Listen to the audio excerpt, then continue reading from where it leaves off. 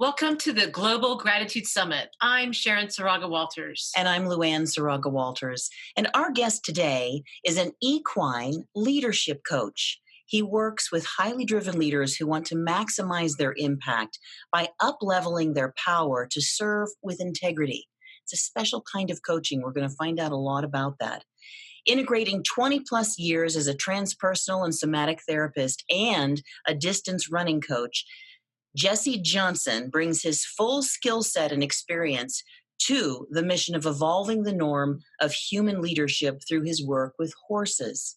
Additionally, Jesse is the producer of the Super Givers podcast, a show that gives platform to innovative leaders and social change makers in various industries and arenas. And that is actually how we were first introduced to Jesse. Jesse, welcome. Thank you for joining us on the Global Gratitude Summit.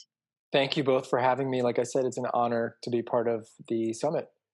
It's awesome to have you here. And we were talking about it off camera and thinking, wow, this is such a cool perspective that you have. Now, I'm sure because of it's what you do as an equine leadership coach, this is something that's obviously in your background and your commonality, but a lot of people will have no idea what that is. So I'm excited to get into that and how that applies to gratitude, but also just from that leadership perspective. So let's start there first by getting a common ground of definitions and coach us through what is leadership first off, and then we'll go into how gratitude changes the way we engage as leaders. Well, I think leadership can be summarized in essence by the ability to empower others towards for me, like a common outcome or a shared result. And that could be different for other people, right? I think part of my experiment with my life is to explore what is possible with leadership beyond some of the westernized templates that we've operated under. Yeah. And so I think for me, it's about the power to move others towards abundance, towards something that benefits all of us. That's cool. I really like that includes your definition is including that empowerment factor, that it's really helping pull out what's already innately there. So how then, Jesse, how does gratitude change the way that leaders behave or the way we engage in a leadership role? Well, I can just speak for myself. I think gratitude impacts every level of my being, from, we talk about just from brain functioning down to spirituality. I think gratitude sets me up for a different vibrational state. And what I mean by that, with getting less woo-woo about it, is just that I can be in a brain space of possibility and curiosity, mm-hmm. and one of empathy, rather than one of negativity or scarcity, or any of the fragmented selves that we create to survive. But it's more of a thriving mindset, for sure. That's cool. Mm-hmm. So gratitude, as you're saying, is that aspect or that tool that helps bring forward certain aspects that then bring out the best in us as leaders. I think for me, that's the goal. Yeah, it doesn't always happen. That's cool. That's the goal. Yeah. Before we when we were doing kind of the background chat on this, you were talking about the philosophy that you have about service and power. And I think that's really interesting. So let's lay the basis on that too, because I know that Sharon wants to kind of get into some specifics around that. So what is that from a leadership standpoint? Talk about service and talk about power. What came to me is maybe not the direct response to that, but you can guide me back if it feels appropriate. That I think for most of my life, I have played really small, thinking that would allow space for others, and particularly for others who have not enjoyed the privilege that I've enjoyed in my life. Mm-hmm. And so I think one way service ties in is that we're leveraging our resources, whether that's skills or finances or time. We're leveraging what we have to benefit others and benefit the whole. And I want to be clear that in my approach to benefiting others, I'm included in that, and I get to benefit from that as a leader. This is not a martyr model, because simply because we need to have self-love, and we deserve to receive as well. But also, I won't be able to continue to serve if I don't fill myself as well. So I think from a leadership perspective, power is the ability to influence the environment. And we all come into the environment with varying levels of power, whether that's come from earned sources of power or unearned sources of power. And the way we can leverage power affects the degree to which others are benefited. And I think that's where service comes in. That's very cool. Yeah. Because that goes hand in hand with her next question too. But I like how you've included yourself in that. So leadership is also about being a leader with yourself and those different aspects. That there's a benefit to it. The service aspect of a leader, if that leader is practicing a service model of leadership, as opposed to, like you talked about, the power model of leadership, then they are also the recipients of the good that can come from that. So I'm going to turn that over to Sharon then. Yeah. So, Jesse, how can gratitude shift us from a mindset of power to one of service? Yeah, well, I just want to be clear, and I apologize. This is probably not where you want to go.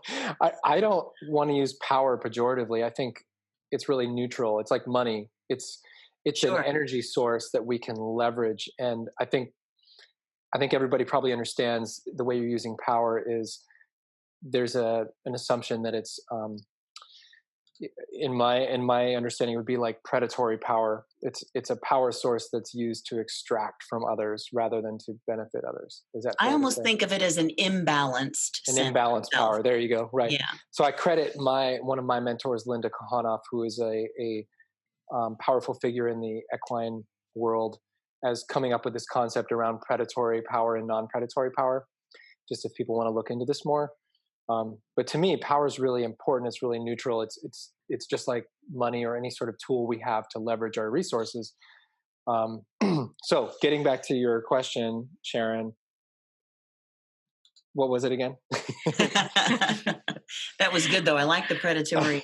How can gratitude shift Gratitude, us from a mindset of power to one of service? From a mindset of predatory power, one of powerful service. Nice. How's that? Yeah, nice.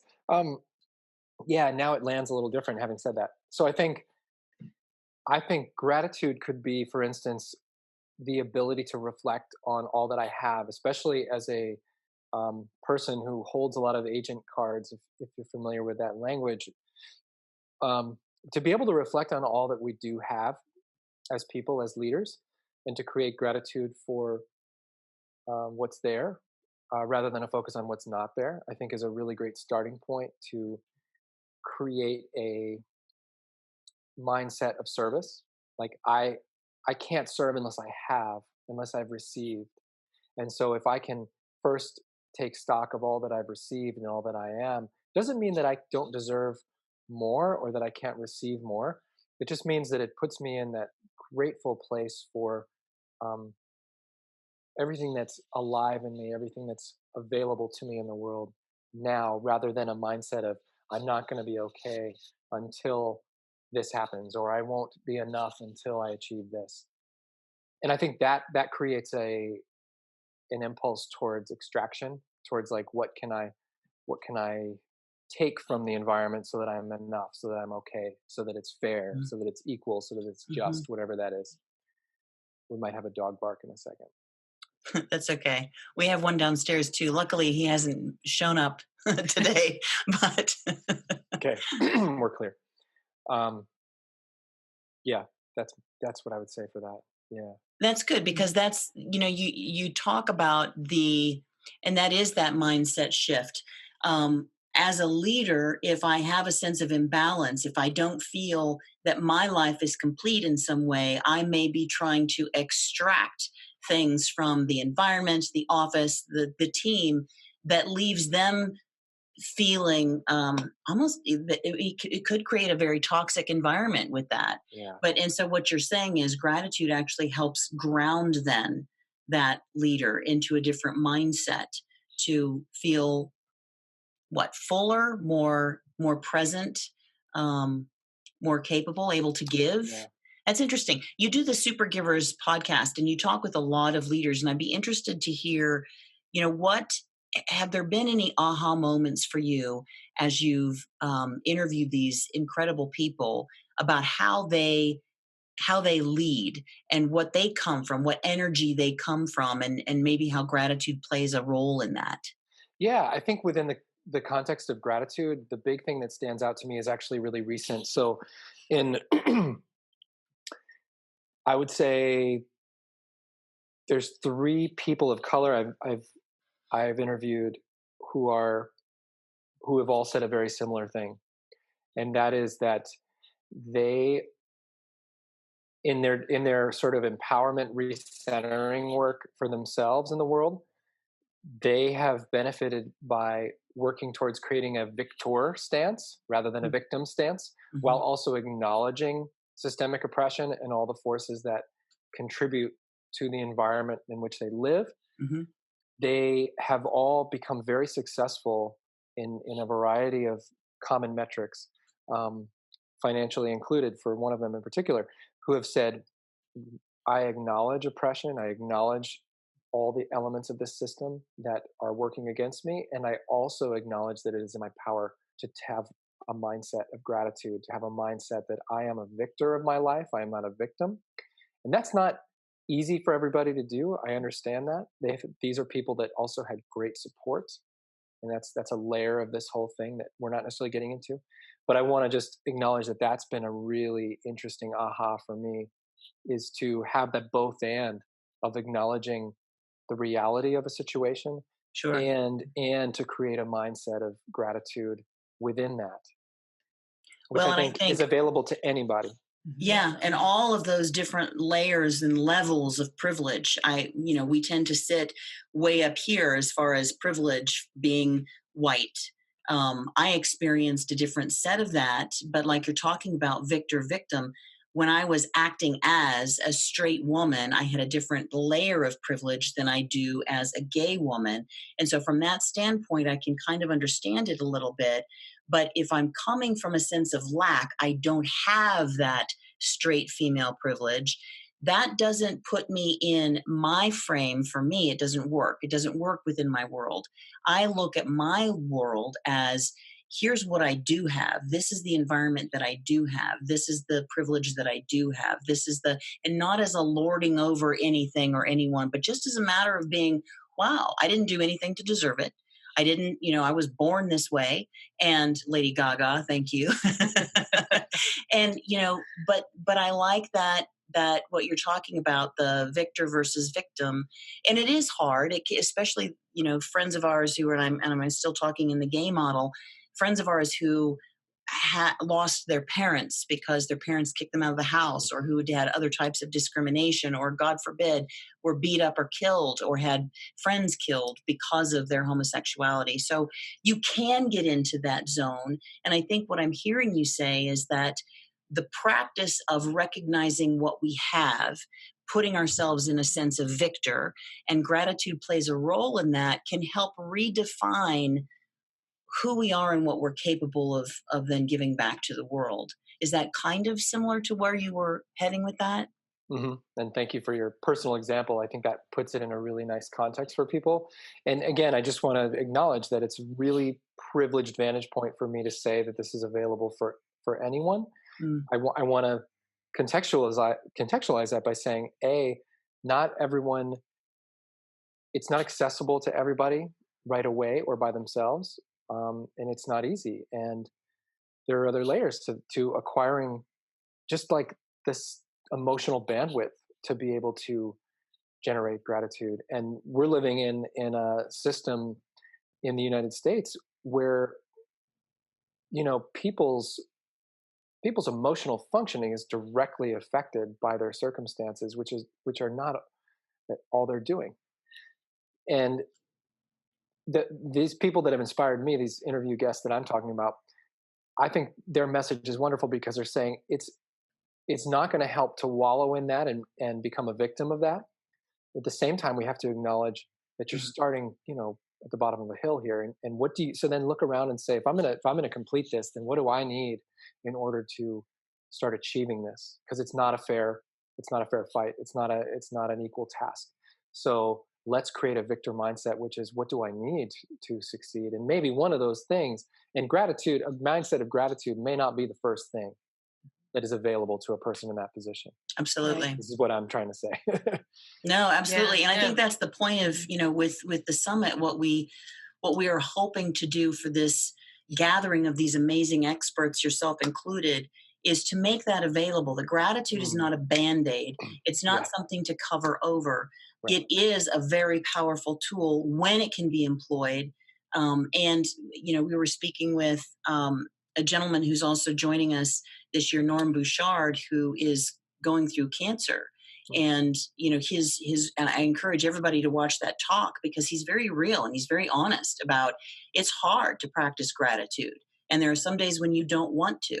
um, there's another example from another talk, and Jesse, this gentleman Lou Raja, who's just an amazing man, who talks about Ubuntu and how mm, that philosophy, that African philosophy, and his African and American heritage combined, help propel him forward in this state of gratitude, even though he has some things that even his brothers and sisters don't have. right. Yeah. But I thank you for going down that path, because it's a Yeah. very important one, and just love it. But you have such viewers. I know that you can see it, and if you're just listening to it, I know you can hear it too.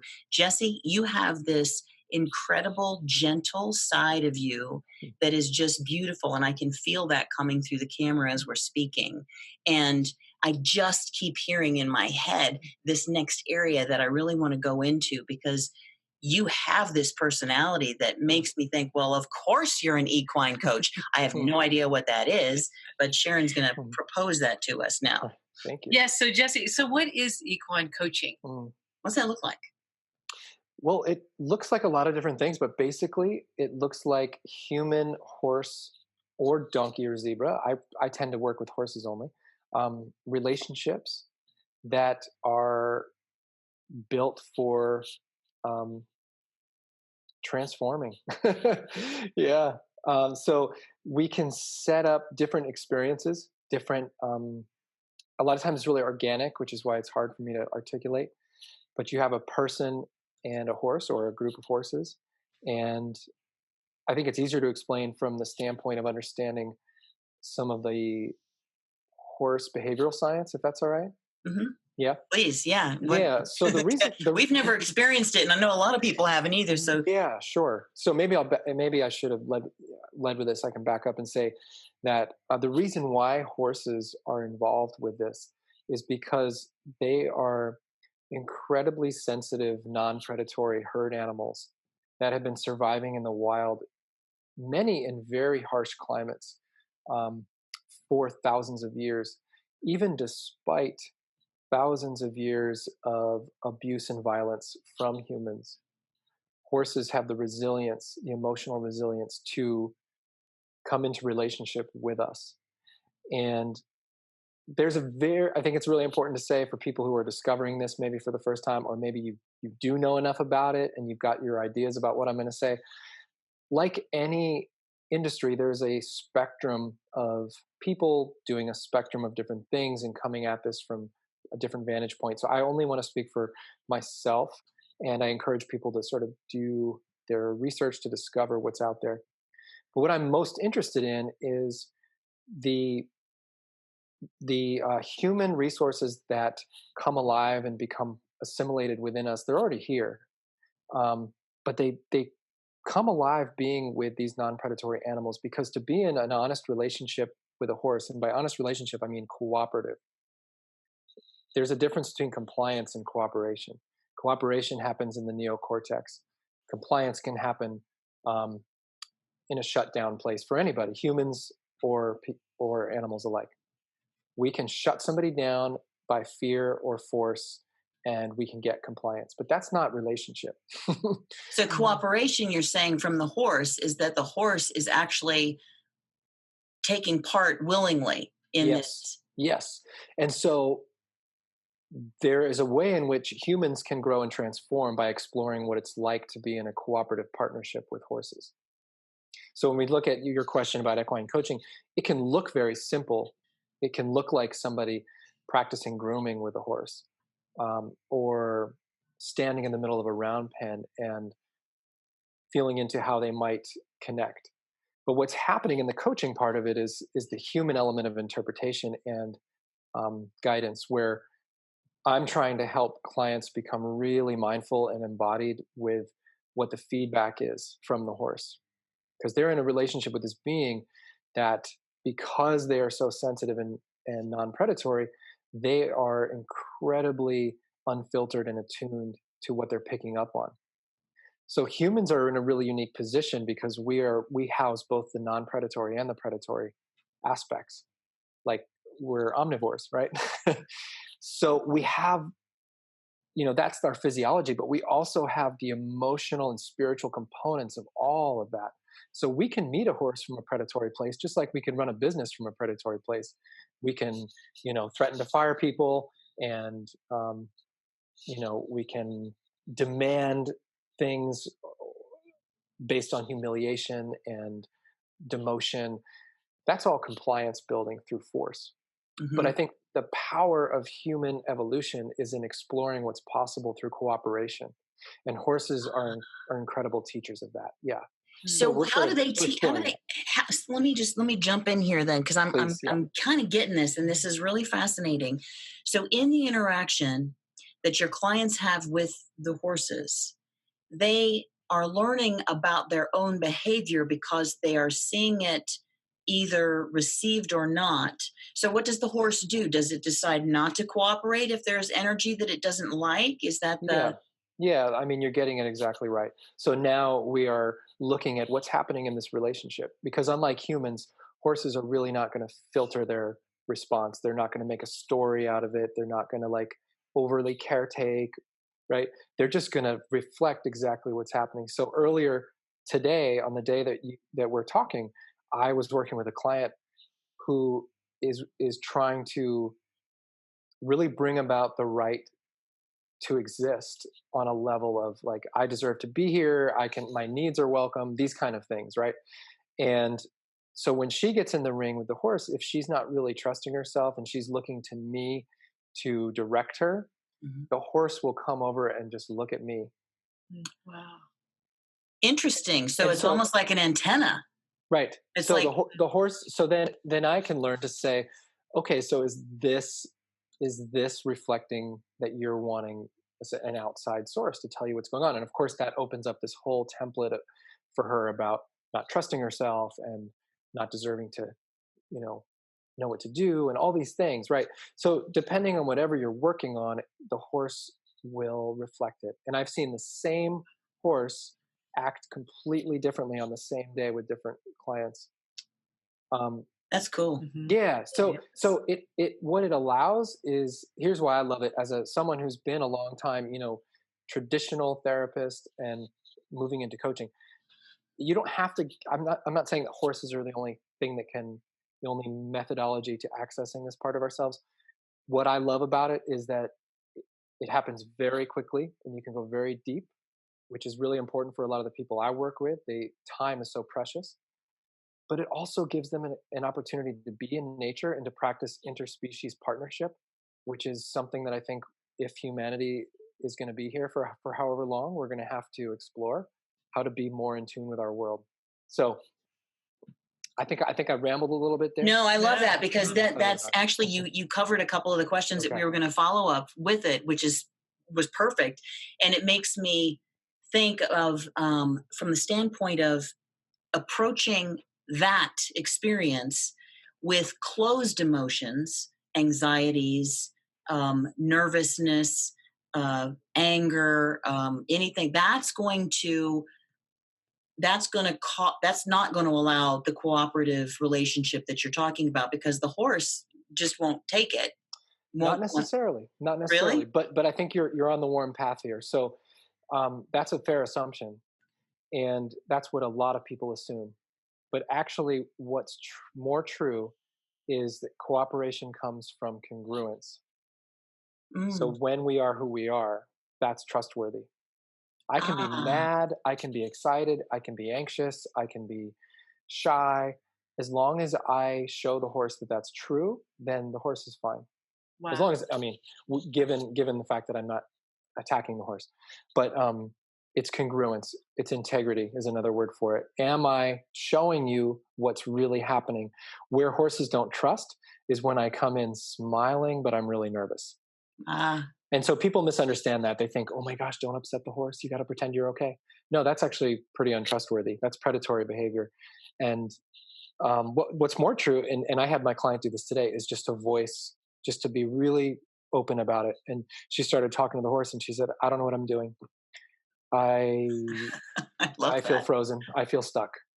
And then the horse came right over and met up with That her. is so powerful Yeah. because, and I got to make this parallel to gratitude because hello, Yeah, this is please. the Yeah, Global Gratitude Summit. So here's what's yeah. cool about what you're saying is we can't get to gratitude either until we acknowledge where we are, the mindfulness that you're talking about. Mm, Because if we just try to say, if we're in a space of and then we just try to say, well, I'm grateful for this, that's not going to actually launch mm, me into the real essence of gratitude. But if I can sit in that space of whatever it is that I am in and acknowledge it and own it and feel it, then I can actually move through it and get into that space of gratitude. So the mindfulness practice that you're doing is actually a physical manifestation of the ethereal practice that we can try to do in our own, morning quiet times, but it's hands on. It's helping somebody connect to the here and the now. How did she feel? I'm interested in that story.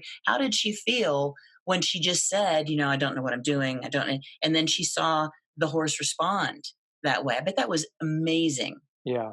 I think there was definitely excitement, relief, um, hope, and Wow. and this is, this horse work can operate on a lot of different levels. This is just where she's particularly working on. Um, but yeah, it was so exciting for her to feel like, wow, I feel like so much is possible now. That's really That is. cool. I gotta go ahead. Do you No, say so I was something? curious. So, is she used to being around horses? I mean, how do people do they choose to have this type of therapy work with the horses, or how is that?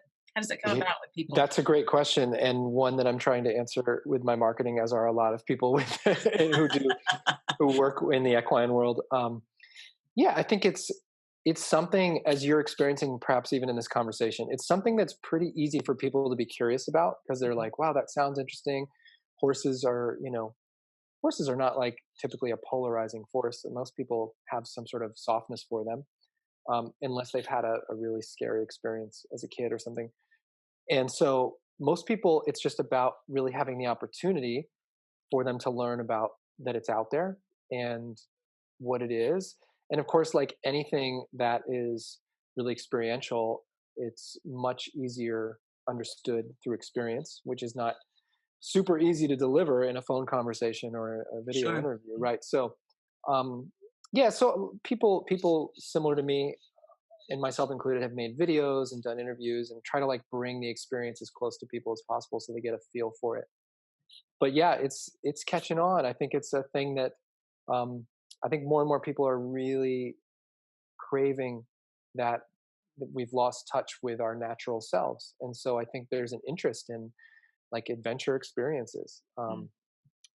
and which I wouldn't categorize this as, but I think it like comes in there adjacent to it. They want to go ziplining and they want to go take their team out to do some sort of escape game or something, right? Like this is sort of like that, where we're out and we're doing some real hands-on experience in the barn or in the pasture in nature. Well, and horses are just cool. For most people think that, yeah, yeah. Yeah, they're I just have had some people that have had bad experiences, so it's a little, sure. they're more, but yeah, most people are like, oh yeah, horses are great. I'm so curious about that. Well, and I want to say for our audience too, where you are, you're in Portland, Yeah. Oregon, and if you're interested in reaching out to Jesse, Mm. you can find his website information on speaker page, which you can get to on the homepage of globalgratitudesummit.com, and click on his gorgeous face. Just click right into it, and then it'll take you to his speaker page. But I can't believe that we're almost towards the end of time, but we have a question, a final question for you that we like to ask a lot of our experts and guest speakers. And I'll let Sharon take that one. Okay. Jesse, so what is your personal definition of gratitude? Definition. Personal definition of gratitude. Seems like it has something to do with acknowledgement and receiving. Acknowledgement and receiving of resources, of awareness. Yeah. That's what I would start with, Sharon. Yeah. You're a mindfulness kind of guy, so it makes sense that you're going right into that now moment. Well, I'm using those terms too because they leave a lot of space for people to take in whatever their version of that experience is, right? Like, yeah. So if I need to receive, a lot of times for me, gratitude is about gaining, like re-establishing perspective, but that might not be gratitude for someone else. So that's my resource, is to be able to like come back to perspective on the world and recognize all the gifts that I enjoy and all the opportunity that I have. But I would imagine that's only one version of it. So. Well, it's yours, and that's what we were, all right, thank you. It's a beautiful version. Thank you.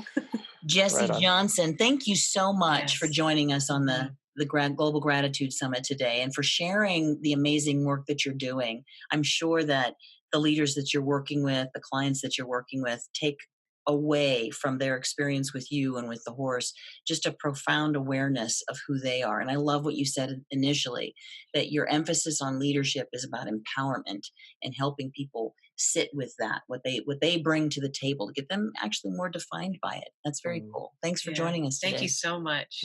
Well, you're very welcome. And Luann and Sharon, thank you for letting me have some space here on your amazing project. Absolutely. And so for those of you who are watching, join us for another talk on the Global Gratitude Summit. We'll see you again.